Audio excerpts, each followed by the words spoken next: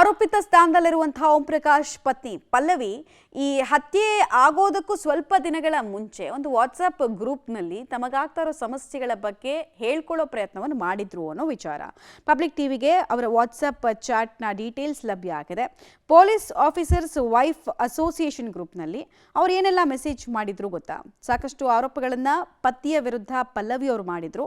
ಅನಂತರ ಆ ಗ್ರೂಪ್ನಿಂದ ಕೂಡ ಎಕ್ಸಿಟ್ ಆಗಿದ್ರು ಅನ್ನೋದು ಗೊತ್ತಾಗ್ತಾ ಇದೆ.